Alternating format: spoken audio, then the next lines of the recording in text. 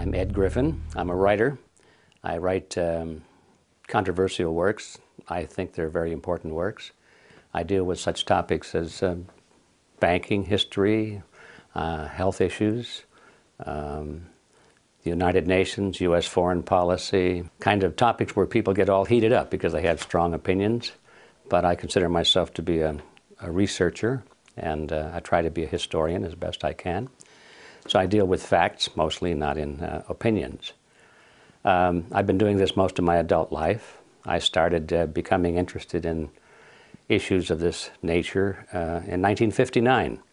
And by 1960, I was really revved up to it. I left my employment with a large insurance company and went in full-time in doing writing and speaking on these topics. The growth of the Tea Party movement and the left-right paradigm, they're all sort of intertwined, and yet there are very separate intellectual threads that need to be followed in all of that. I think, first of all, it's important to talk about and understand this left-right paradigm. What is this all about? Most of us, including myself for certain, in my younger years, I was brought up thinking that you had to choose, if you were smart at least, you would have to choose politically between being on the right or the left. You had to have a political view. And I thought that in those days, I thought that the extreme right would be something like fascism or Nazism. And on the extreme left, of course, you would have communism or socialism, just a little bit short of that. So that was the paradigm that I was taught, and it seemed to make sense at the time. But as I became more involved in these issues and learned more about them, I began to realize that the basic philosophy between the so-called extreme left people, on communists and socialists, and the so-called philosophy on the right of the fascists and the Nazis was really the same. I said, how can this be? They're supposed to be opposites of each other. And then I began to realize that there is something more common to all of these philosophies that was left out of my training and education. And that was the ideology of collectivism. I began to realize that the thing that was common to them all is something called collectivism. Now that's a word that is not very well used. It's not very entrenched in the vocabulary of most people today, but I found out that it was a very commonly used word about a century ago. People wrote a lot about collectivism, and the opposite of that would be individualism. Those are two words that are sort of abandoned today, but in my view, I think they need to be recaptured and understood and used more.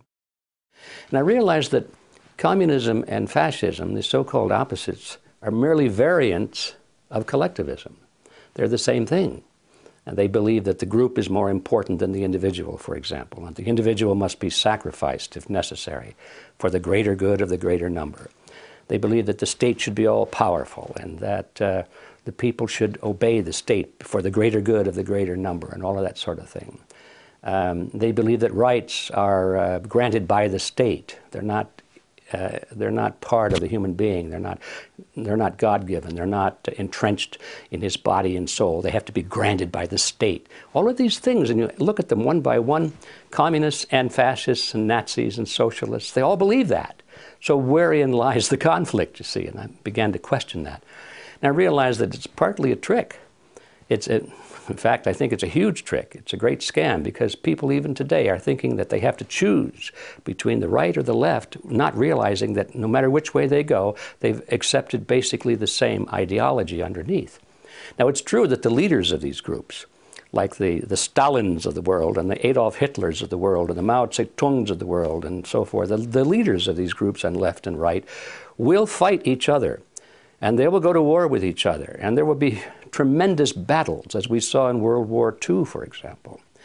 But what are they fighting over? Ideology? Not at all, because they agree on ideology.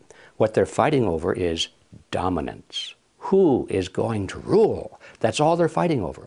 And once you get that picture historically, it's not too difficult to see that that's the same thing going on even today, as certainly going on in American politics.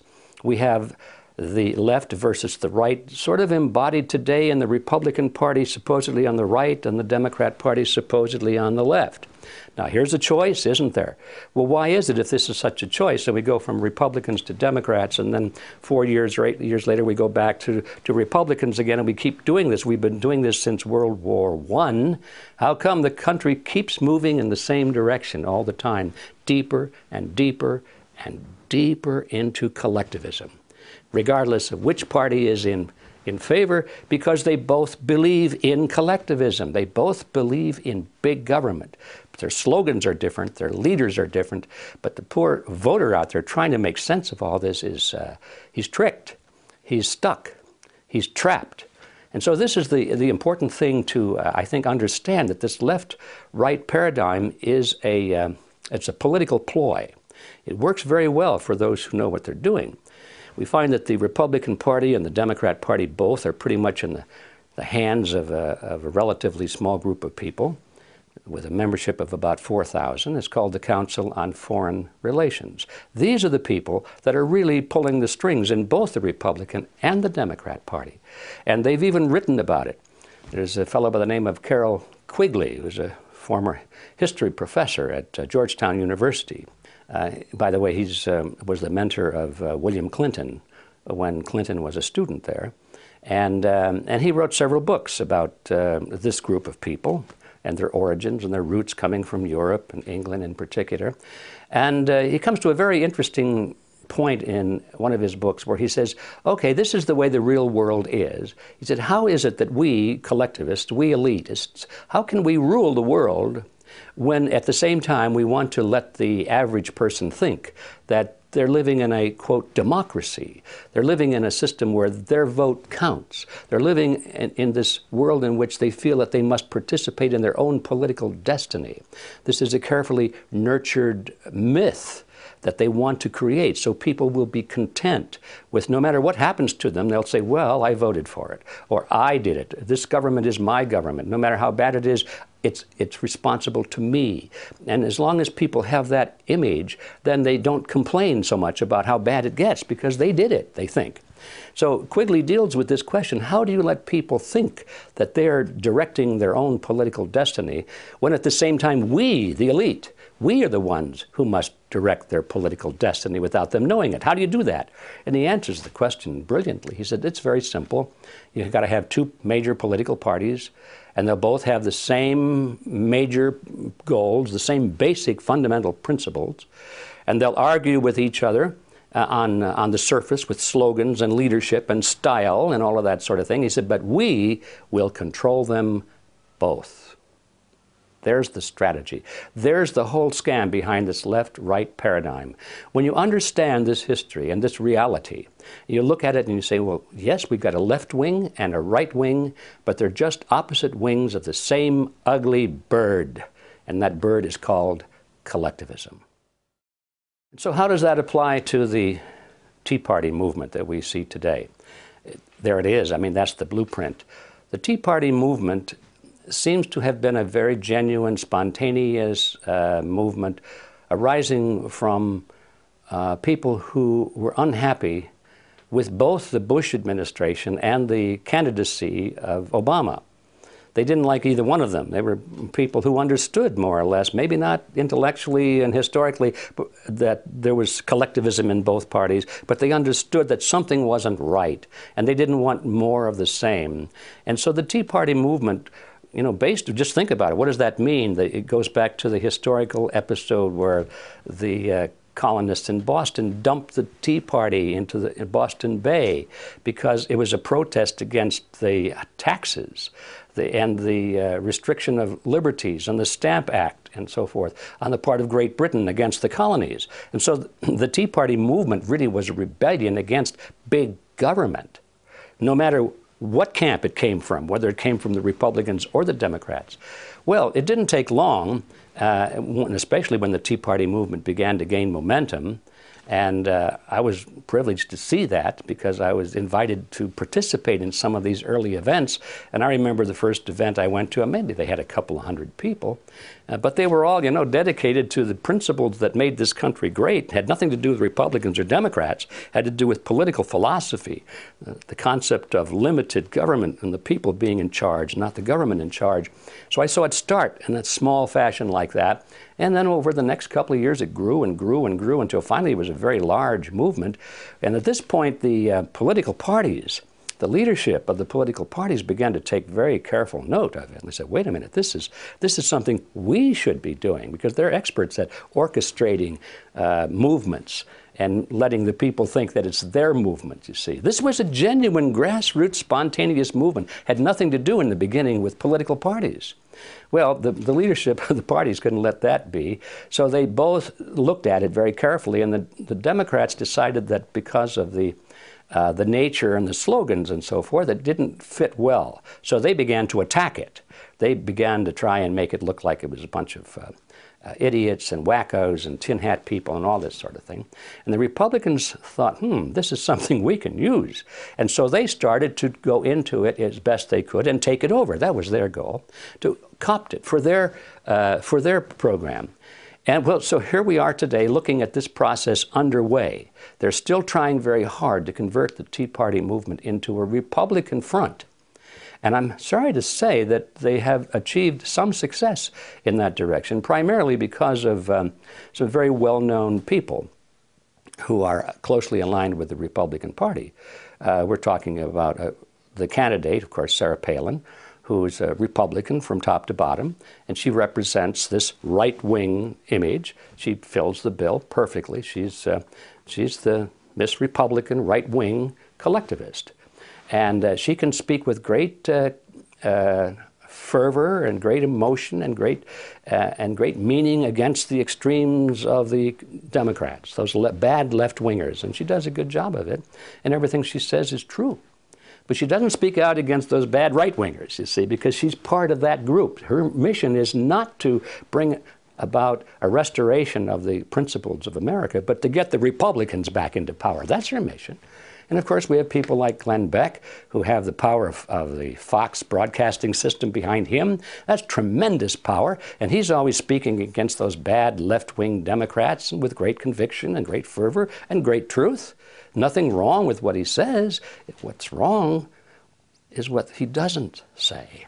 He'll never attack somebody from the Republican Party. We've got people like Rush Limbaugh, plays the same role. He's very good at exposing the Democrats. He's very good at pointing out the absurdity of the left-wing philosophy, but he'll never say anything bad about a right-winger or a Republican. So there you have it. Of course, on the Democrat side, you've got the same team. You know, these are the cheerleaders and the players. They work together. And the average voter gets caught in the middle of this. He hasn't any idea what's going on. He just thinks that the debate is such that he has to choose. Who are you going to vote for? You're going to vote Republican or you're going to vote Democrat. And so as long as they're in that role, they're like a tennis ball in a tennis match. They get hit back and forth across the net. First they're on the right, bing, then they're back on the left, bing, back they're on the right. They're Republican, they're Democrat. And the game goes on and on and on. And although it's possible for the players of that game to win, the tennis ball never wins that game. So I think it's time for people to stop being tennis balls in this game and just get out of the game completely. There are certain issues that people on the left and the right in American politics will never discuss. And the reason they won't discuss them is because they agree mutually. The Democrats and the Republicans agree on something, so they don't want to talk about it in public debate because it reveals the fact that they're basically the same. They only talk about things on which they disagree. Turns out that the things on which they agree are the most important things. The things in which they disagree are relatively minor. So the things in which they agree are, for example, our foreign policy. They both agree that the desired goal eventually is to move the United States into world government. Not just any world government, but a world government based on the model of collectivism. In other words, big, powerful, centralized world government. If it were a world government based on the principles of freedom and freedom of choice, freedom of culture, low intervention, if no intervention in the lives of normal human beings, it might be a wonderful thing, but that's not the kind of world government the left and the right have in mind. They're talking about total world government with all major decisions being made at the top and people at the bottom being essentially living in a feudalist society, just serfs and peasants basically in a high-tech feudalism. And the left and the right both agree with that goal, and so they never discuss it in public debate. Another thing in which they agree is the dominance of the banking system in our economy and to a large extent in our politics. They both agree that the banks are supreme, that the banks must be protected, that the banks must be funded, they must be bailed out, they must not be allowed to fail. When the banks make bad loans to third world countries, or if they make bad loans to large corporations, both the Republicans and the Democrats agree that we must come in with taxpayers' money, either tax money or inflation money, and we must bail out the banks. And we do that, they both agree, by giving the money to these corporations and giving the money to the third world countries so that they can continue to make interest payments to the banks. So those are two major issues. I would say perhaps the largest issues we could possibly face. And so we find that Republicans and Democrats are in agreement on that. You might add another third topic if you wish, and that is our role in the Middle East. Both parties talk alternately about, oh, we've got to end this war in the Middle East, pull our troops home, and all that sort of thing. But that's just rhetoric. You notice we go from one party to the other. The war continues, the war grows, the funding continues. So there we have three major issues, perhaps the three largest issues of all. And there's no debate between Republicans and Democrats as to what to do. Though there may be some debate in rhetoric, they may give speeches, but when it's time to vote in Congress, there is no division between them at all. And this itself should be the biggest giveaway as to what the reality of politics is today. If anybody that's got their eyes open, they ought to be able to see it just by examining those three issues. I do believe that when Ron Paul ran for president and, to everyone's amazement, achieved such great support in spite of the roadblocks that were put in front of him, and in spite of the total disinterest on the part of the major media, so that he was practically unknown to large segments of the people. Parenthetically, I would say that if the media had given Ron Paul anywhere near the same exposure they gave to the Republican and Democrat, the old-style Republican and Democrat Party candidates, I think he probably would have been elected. But anyway, that was sort of a phenomenal event, that somebody who did not have the endorsement of the establishment and who spoke so clearly on issues, the very issues that we were talking about, the issues of the war, the issues of the economy and bailing out the banks and the Federal Reserve System, and the issue of national sovereignty. These are issues that mainstream Republicans and Democrats don't want to touch because they agree on that. Ron Paul disagreed with what the Republican and Democrat Party were doing on that, and so he spoke about it. And the fact that, in spite of the fact that he was the only one talking about these issues, he got so much support, tells me that there is a latent power, there's a latent awareness on the part of the American people just waiting to be tapped. I think those who are controlling the two-party system are very much afraid of that. They don't want that to be tapped. And that's why they are working so hard now to put controls on the internet, because the message that Ron Paul was delivering was primarily delivered over the internet, not through the major channels of communication.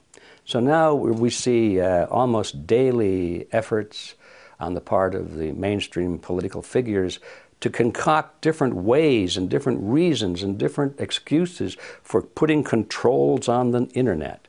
They're going to license people so that you can't even have a blog, they say, unless you have a license from the government. They want to put filters on the search engines so that you can't even look up certain words and things like that. Actually, I think what they're trying to do here in this country is pretty much imitate what they're already doing in China, for example. They really admire that system in China.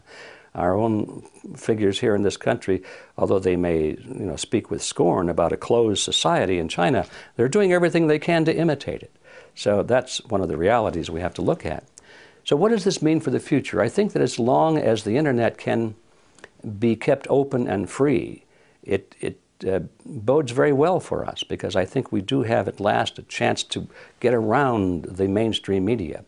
But I think that if the governments of the world, and particularly in our own government, if they're successful in putting legal restrictions on and clamping down on the internet, I'm afraid that the chances of a maverick moving against the establishment become very, very small indeed.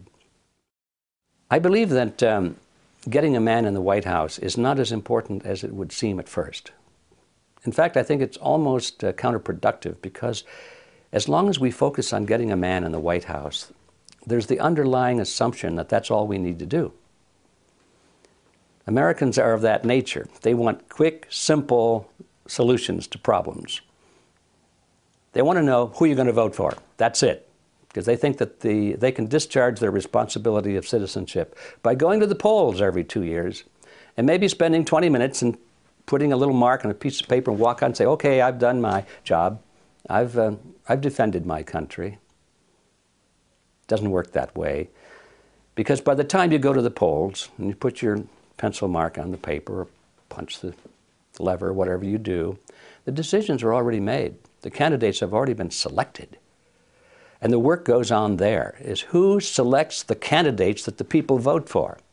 Who frames the issues that the people vote for? Voting is nothing. It's all done before that stage. So as long as people think in terms of who we're going to vote for, what man are we going to get into the White House, they're looking in the wrong direction. They don't realize the scope of the problem. So I'm not saying we shouldn't have the right man in the White House. That could be very important. What I am saying is that the task is much bigger than that. People need to become active in politics. They need to become active in their communities and in disseminating information and helping to create public opinion and awareness on the issues so that it would be possible for the right man to be elected. Right now, Ron Paul probably would have more support if people understood more about the Federal Reserve System. When he started to speak about it early in his campaign, most people were saying, huh, what's all that about? But because of the internet and because of the distribution of so much material on the Federal Reserve System, including my book, which probably played a small part in that, there was a substantial number of people who did understand that, hey, wait a minute, the Federal Reserve System isn't a government agency, it's a cartel, it's a banking cartel, and it's working against the public interest. So when there was enough people that could say that and understand what they were talking about, all of a sudden the momentum began to move toward Ron Paul instead of away from him. Yes, people still said, I don't know what he's talking about, but more and more people were saying, I do know what he's talking about, and he's right on target. And you reach a critical mass with that. When enough people start saying, yes, yes, he's right, then the others who don't know anything are listening say, what are they talking about? And now they take an interest. So I think that we're almost at the point now of this tipping point, or the critical mass, where people do understand the scam behind the Federal Reserve System. I think if Ron Paul and other candidates would just continue emphasizing this issue alone, I think it could make the difference. It could be the difference between recapturing the country and not doing so. Back to the old line political figures in the Republican Party, it is true. When you compare that with Obama, Obama came to power riding this crest of beautiful rhetoric about change and making a difference and taking America back and all of that sort of thing. And people responded to it emotionally. And that was it. There was no substance, but it sounded good. And they were mad. They were mad at the present regime. They didn't like the Bush administration. They were angry. So anybody that spoke about change, well, that was their man, right? Okay, here we are.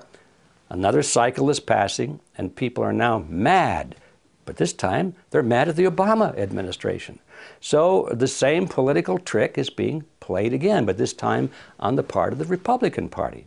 The Republican candidates now are issuing great emotional, heartwarming statements about loving their country and restoring the Constitution, taking our country back, bringing about change, reducing government, and so forth. And you look at who is saying these things. I mean, people like Newt Gingrich, for example. If you look at his voting career, he voted against the Constitution more often than not throughout his whole political career. He's great at giving speeches. He uses all the right trigger words and phrases. But here's a guy talking about taking back the Constitution when he himself has been one of the great attackers of the Constitution by his votes in Congress. So it's come to the point where people have to stop listening to the rhetoric and start looking at the actual voting record of these people. I don't care whether it's Republican or Democrat. That's not the issue. It was Lenin who said it so well. Lenin said, words are one thing, actions another. Of course, when Lenin wrote that, what he was telling his followers is that tell them what they want to hear. Don't worry about telling a lie. They want to hear lies, he said. Words are one thing. Tell them what they want to hear. Get elected. Come to power. When you're in power, he said, then do what you want to do. Words are one thing, actions another. So he was advocating lying. Well, believe me, professional politicians understand this same technique. They would never come out and advocate it in public. They'd deny it. But look at their records. Don't listen to their words. Look at their actions, and then you'll know what kind of a game they're playing with us. Well, both Republicans and Democrats, both left-wingers and right-wingers, use this tactic of trying to discredit their opposition. And they're very good at it. And they know that if you come to the point where there is a serious debate underway about a serious issue, the best thing is back away from the debate, stay away from the issues, because they will lose. So they start attacking their opponent's character or their intelligence, or they try and look for something in their past to make them seem like they're evil people. And it's called demonizing. You demonize the opposition. This is an old tactic that's been going on for a long, long time. And yes, I've seen it over the years where they have taken a group like the John Birch Society, and which is just an educational organization, but it was an educational organization dealing with principles and real historical facts, and they pretty well succeeded in convincing everybody in America that the Birchers were a bunch of, at the least, they were a bunch of little old ladies in tennis shoes, but at worst, they were a bunch of Nazis and fascists and racists, and they were even called communists. And so it didn't make any difference. You just call them some name, and if you keep doing that often enough, and in major channels of communication, most people will believe it. So that's a tactic that's well used, and I think we have to be alert to it. Also, we have to be alert to the fact that the people that we're talking about, these elitists, it's hard to find a better word, but the ones who want to really control this international collectivist government, they are not dumb. They have a lot of money, and they have think tanks that work out strategies. And one of the strategies they have always used is to lead their own opposition. And they try to lead their own opposition because, first of all, they know there's going to be opposition, so why wait around? Why wait around for real opposition to develop? If you know what's going to happen, send your own people out there and let them pretend to be your opposition, and everybody will follow them, especially if they're well-funded. And if they give the right speeches and say the right words, you know, those nice campaign speeches, for example. But they're really controlled by the very people they're speaking against. I came across that when I was doing research for the Federal Reserve System, because I realized that in the early days, the very bankers who put together this cartel and drafted the Federal Reserve Act, it was their bill.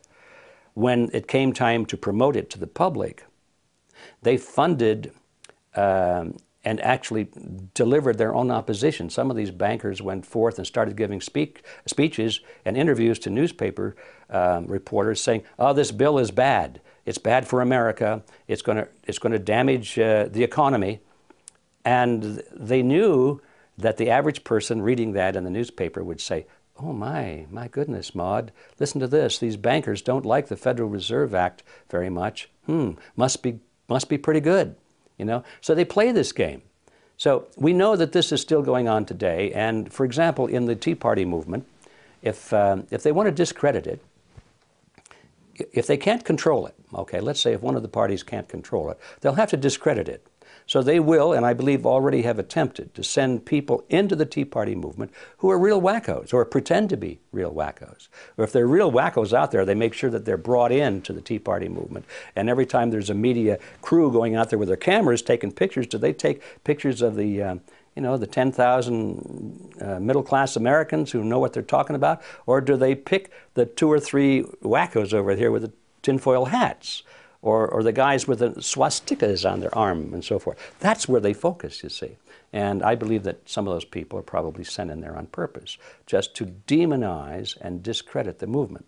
Now, this is hard for most Americans to believe, because they don't realize that this is really hardball. This political game is hardball, and they don't realize that it is a game and that there are professionals playing it. It's a matter of historical record that the group of people that sometimes we call capitalists, the big super wealthy families, the Rothschilds, the Rockefellers, and the heads of the big corporations in America, AT&T, Ford Motor Company, and so forth. People think of them as the super capitalists. It's a historical fact that many of these people have provided the funding, the essential funding, to help bring to power regimes such as Hitler's regime that was well funded by American financiers and British, and also in communist Russia, the group there, the Leninist group, was well funded by American and London bankers. And so it's tempting to say, well, they created their own opposition. And I think that's partially true, but I wouldn't go that far. I think what these people do is they look around and they see what kind of native opposition is out there, or what kind of native groups are growing, movements are growing, that they really want to control. Maybe they don't necessarily create them, but they see which ones are coming to the front, and those are the ones they move into. And if you have enough money, millions and millions of dollars, it's not too difficult to gain influence over almost any new group that's struggling against its opposition and looking for money. So they've played this game. They played it in both the Soviet Union and in Nazi Germany. I think they're doing the same thing in America. I think that's one of the things going on now with the Tea Party movement. I don't think they created it at all, but they see it as something that has the potential of being a powerful movement, and so they are putting their best attention and a lot of money into it to see if they can't capture it for their own uses. Another tactic, isn't it, that the opposition knows that the American people, any people in the world, will gladly give up their liberty and their comforts if it's in their mind a means of gaining security, protection against a dreaded threat of some kind. That's why regimes that are struggling to hold the loyalty of their people are very dangerous regimes, because instinctively they know they have to go to war. They know that in time of war, the people will rally behind their leaders no matter what, because we're at war. And if we lose this war, we'll be invaded, we'll be conquered by some dreaded enemy. And so throughout history, governments that are weak or losing influence over their own people traditionally start wars, or they manufacture false flag operations against themselves. They create their own enemies. They want to be victims so that they can rally their citizens behind them, and anybody who wants to continue criticizing these leaders is then branded as being unpatriotic, or possibly even branded as a traitor. So it's an old ploy. It's been done throughout history. Machiavelli wrote about it. It's everywhere you look in history, you see this ploy being used. And is it being used today in America? Absolutely it is, I'm sorry to say. It's interesting to me how organizations as innocuous sounding as a tax-exempt foundation can have such tremendous clout in determining the nation's politics and its foreign policy and its economic policy. Turns out that organizations, these big ones